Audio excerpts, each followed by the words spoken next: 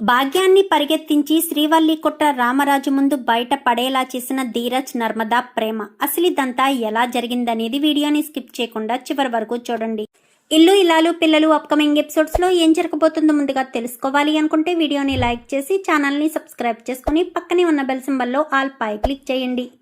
వల్లి నిజ స్వరూపం రామరాజు ముందు బయటపడాలని మీరు కూడా కోరుకుంటే కామెంట్లో ఎస్ అని టైప్ చేయండి. మొత్తం మీద చూసుకున్నట్లయితే గనుక నర్మదకు అలాగే సాగర్కు పెద్ద గొడవే జరుగుతుంది. ఎందుకంటే రామరాజు ఆ సేటు నడి రోడ్డు మీద నన్ను నిలదీశాడు అంటూ ఎంతో కష్టపడి తీసుకొచ్చిన బట్టలన్నీ తగలపెట్టేశాడు కదా. ఆ కోపాన్ని ఇంకా నర్మద మీద చూపించేసరికి సాగర్కైతే గట్టి వార్నింగ్ ఇస్తుంది నర్మద. నువ్వు ఆ ఉద్యోగాన్ని మానేసేయి. నేను జాబ్ చేసే చోట నాకు మిగిలిన కొలీగ్స్ వాళ్ళతో నా తోటి ఉద్యోగులతో ఎంతో ప్రాబ్లంని ఫేస్ చేస్తున్నాను. నర్మద భర్త దొంగతనంగా డబ్బులు దొంగతనం చేసి ఉద్యోగం కొనుక్కున్నాడు. అవి నీతి నిజాయితీగా ఉద్యోగం సాధించడం మానేసి వేరేవాడు కష్టపడి సంపాదించిన ఉద్యోగాన్ని కొనుక్కున్నాడు అన్న ఉద్దేశం ఆఫీస్లో నాకు ఎదురవుతుంది. నాకు అవమానం ఎదురు కాకూడదు అన్న ఉద్దేశం నీకు ఉంటే ఖచ్చితంగా నువ్వు ఉద్యోగాన్ని మానేసే. నువ్వు పచ్చడి మెతుకులు పెట్టినా నేను సంతోషంగా నీతో వచ్చేస్తాను. ఎక్కడుండమంటే అక్కడ ఉంటాను అంటూ ఇంకా నర్మద చెప్పేసేసరికి నేను ఉద్యోగం మానడం అంటూ జరగదు. నేను ఆ ఉద్యోగాన్ని కష్టపడి సంపాదించకపోవచ్చు, కానీ ఆ ఉద్యోగం సాధించడానికి నేను ఎంతో కష్టపడ్డాను. డబ్బు తీసుకురావడం ఎంతో టెన్షను, ఎంతో స్ట్రగుల్ అనుభవించాను. ఆ ఉద్యోగం నాకు అవసరం. ఇప్పుడిప్పుడే నాకు గుర్తింపు దొరుకుతుంది. అలాంటి సమయంలో నేను ఉద్యోగాన్ని మాత్రం వదులుకోను అంటూ ఇంకా సాగర్ గట్టిగానే చెప్తాడు. ఏంటి సాగర్, నీ మొండి పట్టుదలేనా? మీ నాన్నగారికి మాత్రం అవమానంగా ఉండదా ఏంటి? నడి రోడ్డు మీద ఎవరైనా డబ్బుల గురించి అడిగితే అలానే ఉంటుంది. నువ్వసలు ఆ 25 లక్షలు ఎలా తీరుద్దాము అన్న ఉద్దేశంతో మా నాన్న చెప్పాడని గుడ్డిగా నువ్వు ఆ ఉద్యోగాన్ని కొనుక్కున్నావో నాకు అర్థం కావట్లేదు. ఏదైనా ఒక పని చేసేటప్పుడు వెనక ముందు ఆలోచించవలసిన అవసరం లేదా? నీకు నచ్చినట్టుగా నీకు తోచినట్టుగా పని చేసేస్తే సరిపోతుందనుకున్నావా ఏంటి అంటూ ఇంకా నర్మద సీరియస్ అయ్యేసరికి నేను మా అమ్మ వచ్చే వరకు ఎదురు చూస్తాను. మా అమ్మ వచ్చిన మరుక్షణం మా అమ్మకు చెప్పి నేను ఇంటి నుంచి వెళ్ళిపోతాను అని సాగర్ అక్కడి నుంచి వెళ్ళిపోతాడు. సాగర్కి ఇటు నర్మదకి మధ్య చిచ్చు పెట్టేశారు కదా. వీళ్ళు ముగ్గురు కూడా తెగ సంబరపడిపోతారు. అమ్మడు, వాళ్ళ కాపురంలో మనం నిప్పు పెట్టేశాము అని చెప్పి అనేసరికి ఇప్పుడు ఏం చేయాలి అనగానే నెక్స్ట్ వాళ్ళు నిన్ను ఇంటికి తీసుకువెళ్ళేటట్టు చెయ్యడమే అంటూ మాట్లాడేసరికి సరే అని సుమారు రాత్రి 11 గంటల సమయంలో నిద్ర రాదు వల్లికి. ఏం చేస్తున్నాడో, బావ నన్ను మర్చిపోయాడేమో. ఎప్పుడో 4 గంటలకి మెసేజ్ పెట్టాను, ఇప్పుడు వరకు రిప్లై లేదు. అంటే బావ నన్ను మర్చిపోయినట్టున్నాడు, నా గురించి ఆలోచించడం మానేసినట్టున్నాడు. నా గురించి ఆలోచించకపోతే, నా గురించి మర్చిపోతే నా పరిస్థితి ఏంటి అని ఇంకా బాధపడుతూ ఏడుస్తూ ఉంటుంది వల్లి అయితే. ఏడుస్తూ ఉండి ఫోన్ చేసేసరికి చందు నిద్ర మత్తులో ఫోన్ లిఫ్ట్ చేస్తాడు. లిఫ్ట్ చేసిన చందు కాస్త నువ్వంటే నాకు చాలా ఇష్టం నువ్వు లేకుండా నేను ఉండలేకపోతున్నాను ఈ ఒకటే అవకాశం ఇంకెప్పుడు నేను తప్పు చెయ్యను అబద్ధాలు ఆడను అంటూ మాట్లాడేసరికి ఆపుతావా నీ నాటకాలు, నీ అబద్ధాలు, నీ మోసాలు భరించవలసిన అవసరం నాకు లేదు. భరించే ఓపిక నాకు అంతకంటే లేదు. వదిలే, ఫోన్ పెట్టేస్తున్నానని ఫోన్ కట్ చేసేసి ఫోన్ స్విచ్ ఆఫ్ చేసేస్తాడు. ఇంకా బావ నన్ను చస్తే చావమన్నట్టు ఫోన్ స్విచ్ ఆఫ్ చేసేసాడు. ఇంకా నేను చచ్చిపోతాను, నేను బ్రతకను అని కత్తి తీసి ఏదో తన్ను తాను అంతం చేసుకునేటట్టుగా పెద్ద బిల్డప్గా తీసి తన తండ్రిని పొడిచేయడానికి వెళ్తుంది.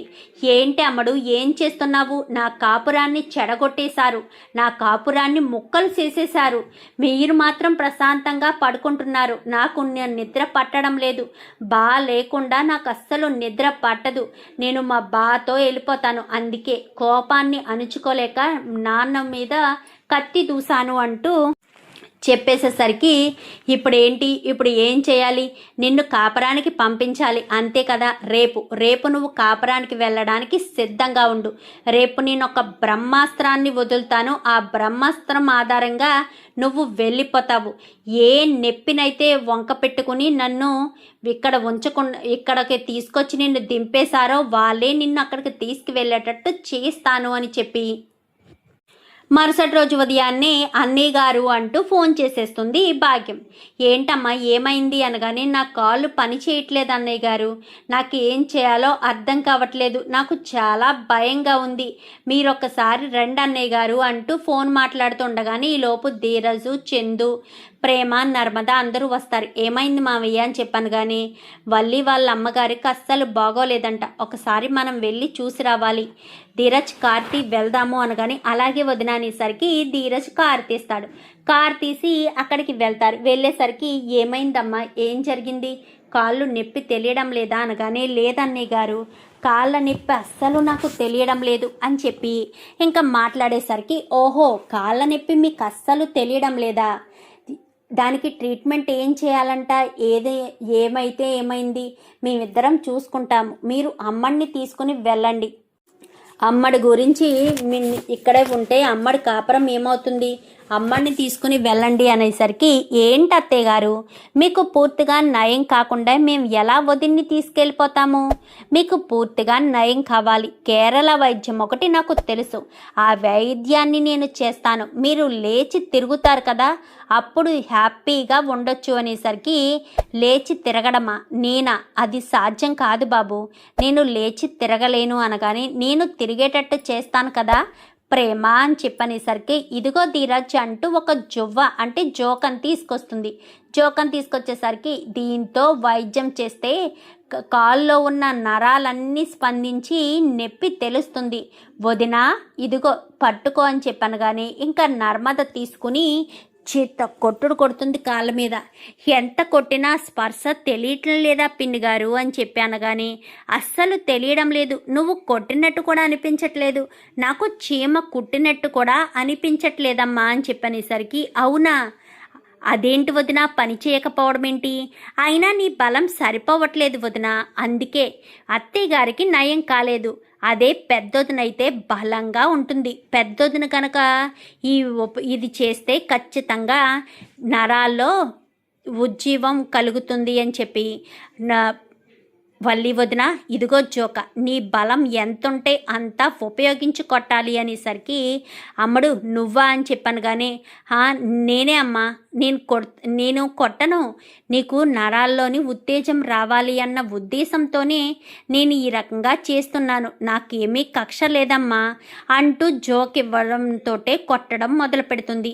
వల్లి ఆ కక్ష ఈ కక్ష అది ఇది అన్నీ మనసులో పెట్టుకుని జోక్ ఇచ్చుకుని చాలా గట్టిగా కొట్టేసరికి ఇంకా తట్లు కింద వచ్చేస్తాయి.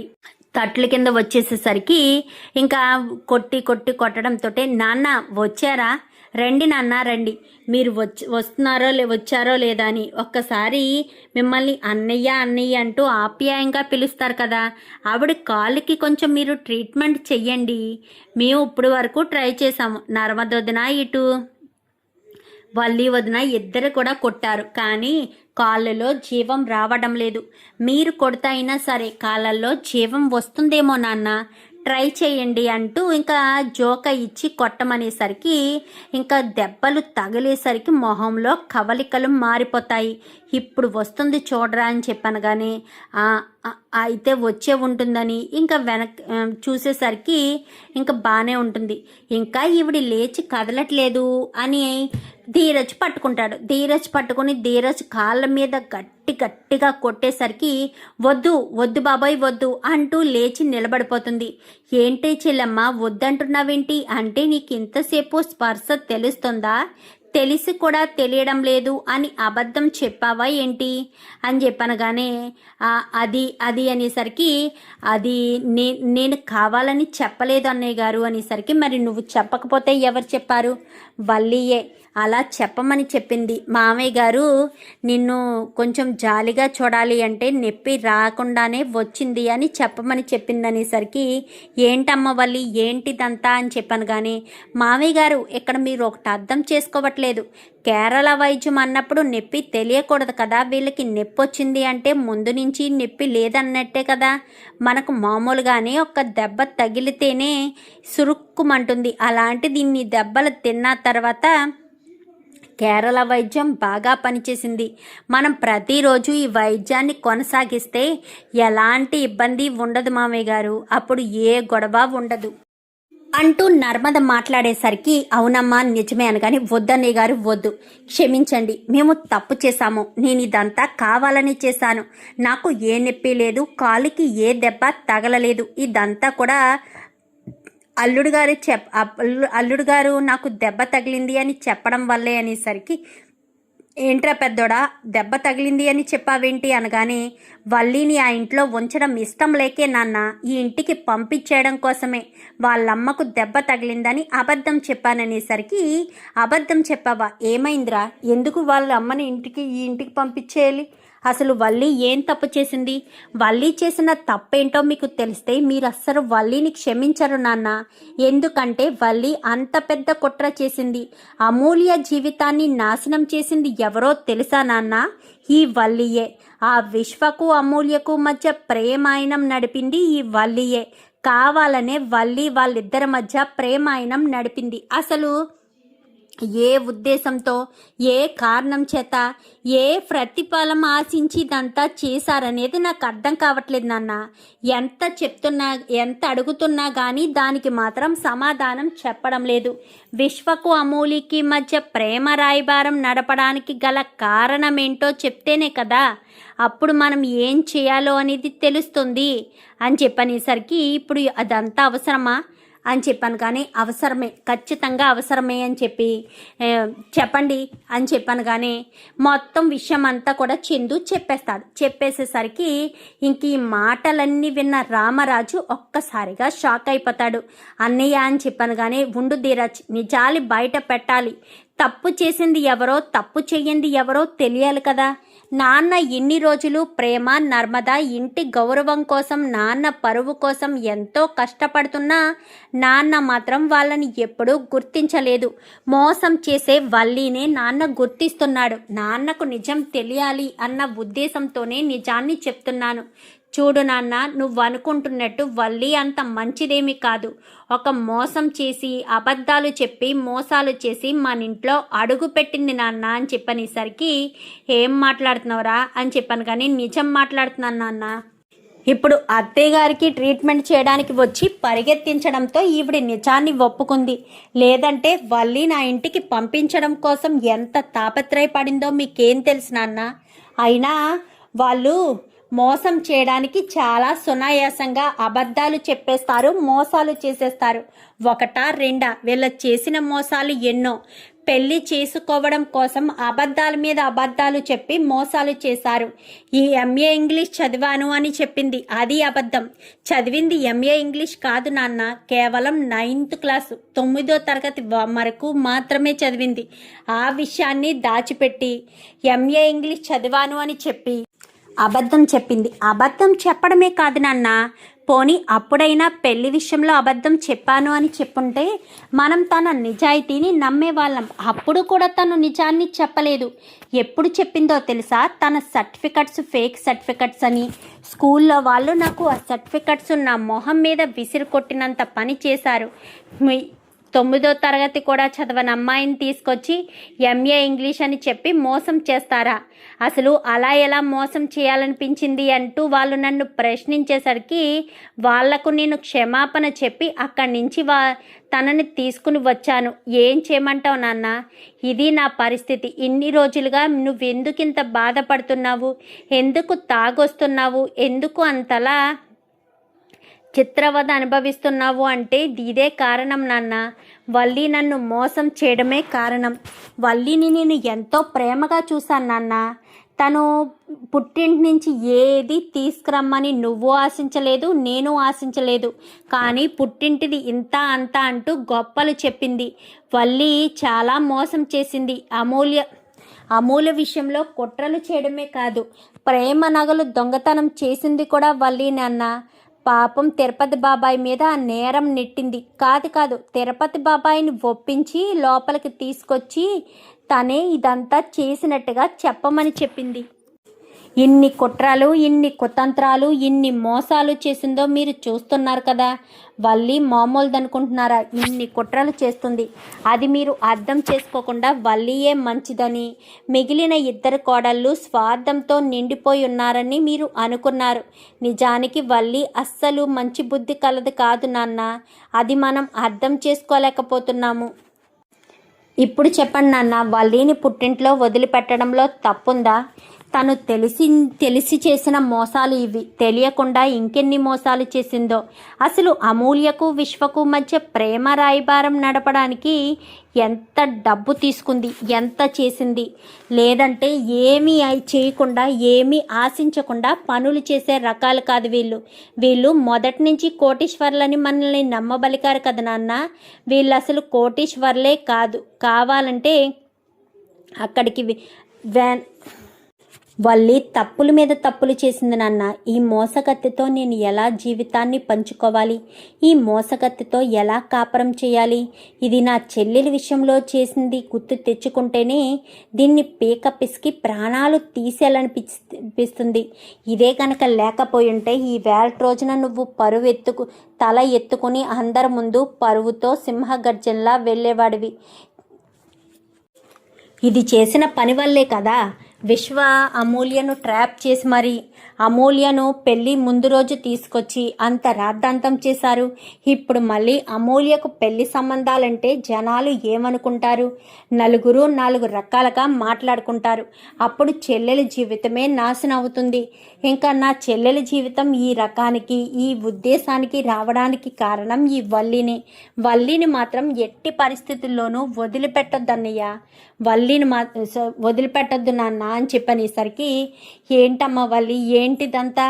ఎంత నమ్మాను నిన్ను నమ్మినందుకు ఈ రకంగా నన్ను మోసం చేస్తావని అనుకోలేదు. అది కాదు మామయ్య గారండి, నేను చెప్పేది ఒకసారి వినండి. అచ్చు బాబోయ్ మామయ్య గారండి, మీరు నన్ను తప్పుగా అర్థం చేసుకుంటున్నారండి. నేను ఏ తప్పు చేయలేదండి అంటూ చెప్పేసేసరికి, తప్పు చేయకుండానే నా పెద్ద కొడుకు నీ మీద నింద వేస్తాడా? తప్పులు చేయకుండానే నా కూతురు జీవితాన్ని నాశనం చేశావా? తప్పు చేయకుండానే ఇంతమందికి ఇన్ని కుట్రలు చేశావా? అసలు నువ్వు ఇలా ఎలా చేయాలనుకున్నావు? ఎంత నమ్మాను వల్లి నిన్ను. నా చిన్న కోడల్ని, నడిపి కోడల్ని కూడా నేను నమ్మలేదు. వాళ్ళు ఎంతసేపు స్వార్థంగా ఉంటారని, నా పరువు ప్రతిష్ఠని తీసి పడేస్తారని ఎంతగానో నమ్మాను. చివరికి నువ్వు కూడా అనుకున్నట్టుగానే చేశావు కదా. నువ్వు కూడా నాకు మాట ఇచ్చినట్టు చేయలేదు కదా. అచ్చు బాబోయ్ మావయ్య గారండి, ప్లీజ్ మావయ్య గారండి, నేను బాగాలేకపోతే బ్రతకలేనండి. బావే నా ఇష్టం అండి, బావే నా సర్వస్వండి.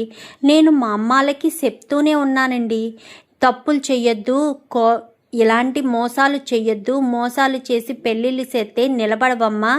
మామయ్య గారు చాలా మంచోరు, మామయ్య గారికి చెప్పేద్దామమ్మా మనం డబ్బు లేని వాళ్ళమని, మనం చేసినవన్నీ కూడా చెప్పేద్దామమ్మా అని ఎప్పటికప్పుడు చెప్తూనే ఉన్నానండి. కానీ మా అమ్మ వినిపించుకోలేదు. ఎంత నిజాలు బయటపడితే అప్పుడు నీ పరిస్థితి ఏమవుతుంది? మీ ఆయన నిన్ను వదిలేస్తాడు, మీ మామయ్య నిన్ను ఇంట్లోంచి బయటకు గెంటేస్తాడు. అప్పుడు నీ పరిస్థితి ఏం కావాలి అని మా అమ్మ నన్ను అనడం వల్లే నేను ఇదంతా చెయ్యాల్సిన పరిస్థితి వచ్చింది. మామయ్య గారండి, నేను ఏది కావాలని చేయలేదండి. నా జీవితం బాగుండాలని మా అమ్మ వాళ్ళే ఇదంతా చేశారు, అంతే తప్ప నా తప్పు లేదు మామయ్య గారండి. నేను ఏ తప్పు చేయలేదు మామయ్య గారండి అంటూ ఇంకా వల్లి కాస్త తెగ బ్రతిమాలేసరికి, చూడు వల్లి, నువ్వు ఎంత చేసినా ఏం చేసినా నేనైతే నిన్ను క్షమించలేను. వేరే కారణాలు, ఆస్తి లేదు అంటావా ఓకే, చదువు విషయం అంటావా ఓకే, అది నువ్వు నీ జీవితాన్ని చక్కదిద్దుకోవడం కోసం చేశావు. మరి నా కూతురు జీవితాన్ని అలా ఎలా బలి చేశావు? నా కూతురు జీవితాన్ని నువ్వు నాశనం చేయడానికి కారణం ఏంటి? నీ గురించి నువ్వు ఆలోచించుకుని, నీ భవిష్యత్తు గురించి నువ్వు ఆలోచించుకుని అబద్ధాలు చెప్పి మోసాలు చేశావు, ఒప్పుకుంటాను. మరి నా కూతురి విషయంలో నువ్వు ఎందుకు అంత కుట్ర చేశావు? కుట్ర చేయవలసిన అవసరం ఏముంది? అసలు ఏముంది చెప్పు. అసలు నువ్వు ఏం ఆశించి ఇదంతా చేసావనగానే, అది కాదు మామయ్య గారండి అనగానే, అసలు ఆ విశ్వ వాళ్ళతో మాట్లాడడానికే మేము ఒప్పుకోము. వాళ్ళు ప్రతి క్షణం గొడవ చేస్తూ ఉంటారు. నువ్వు కూడా మీ చొక్కా చింపేశారు అంటూ 1కి 10 సార్లు నన్ను మర్చిపోయిన విషయాన్ని పదే పదే గుర్తు చేసి, ఎదురింటి వాళ్ళు మీ సొక్కా సింపేసి అవమానించారు అంటూ 1కి 10 సార్లు నన్ను బాధ పెట్టేదానివి కదా, మర్చిపోయిన విషయాన్ని గుర్తు చేసేదానివి కదా. మరి వాళ్ళు నన్ను అంతలా చొక్కా చింపేసి మరి నన్ను అంతలా అవమానపరిచినప్పుడు నువ్వెందుకు వాళ్ళతో చేతులు కలిపి నా కూతురి జీవితాన్ని నాశనం చేయాలనుకున్నావు? చెప్పు. అసలు నా కూతురు జీవితాన్ని నువ్వెందుకు నాశనం చేయడానికి ఇంత చేశావు? చెప్పు అంటూ మాట్లాడేసరికి, అది కాదు మామయ్య గారండి, ఇదంతా నేను అని చెప్పాను. కానీ ఏదంతా నువ్వు చెప్పాలి కదా, మరి ఏదంతా నువ్వు? ఇదంతా నువ్వు కావాలని చేయలేదు అంటున్నావు, అంతేనా? కావాలని చేయకుండానే వీళ్ళిద్దరికీ ప్రేమ రాయబారం ఎందుకు నడిపించావు? ఇప్పుడు మీ అమ్మ కాలికి దెబ్బ తగలలేదు అని నిజం చెప్పాలి కదా. ఇప్పటికిప్పుడు కూడా మోసం చెయ్యాలి అని చూస్తున్నావు అంటే ఏం చేసైనా సరే నీ కూతురు కాపురాన్ని నువ్వు నిలబెట్టేయాలనుకుంటున్నావు భాగ్యం. ఎదుటి వాళ్ళ జీవితాలు అలాంటివి కదా, నా కూతురి జీవితం అలాంటిది కదా. నువ్వు నీ కూతురు కలిసి నా కూతురి జీవితాన్ని సర్వనాశనం చేయడానికి చూశారు కదా. నువ్వు నీ కూతురు కలిసే కదా నా కూతురి జీవితాన్ని బొగ్గిపాలు చేశారు, నలుగురిలో నవ్వులు తల ఎత్తుకోకుండా చేశారు అంటూ మాట్లాడేసరికి, అది కాదు మామయ్య గారండి అని చెప్పాను. కానీ ఏది కాదు చెప్పు, ఏది కాదు? ఏమీ కాదు, అంతా కూడా మీరు మమ్మల్ని మోసం చేయడానికే చేశారు. నేనే నా పెద్ద కొడుక్కి మంచి భవిష్యత్తునిస్తానని, నీకు బంగారం లాంటి అమ్మాయిని తీసుకొచ్చి పెళ్లి చేస్తానని చెప్పి నేనే వాడిని నమ్మించి మోసం చేశాను. వాడు నా మాట నమ్మి మోసపోయాడు. వాడు మోసపోవడం వల్ల నేను ఎంత కష్టపడాల్సిన పరిస్థితి వచ్చింది. అయినా ఈ రకంగా వాడు మోసపోయే పరిస్థితి వస్తుందని కలలో కూడా అనుకోలేదు. నన్ను క్షమించరా పెద్దోడా.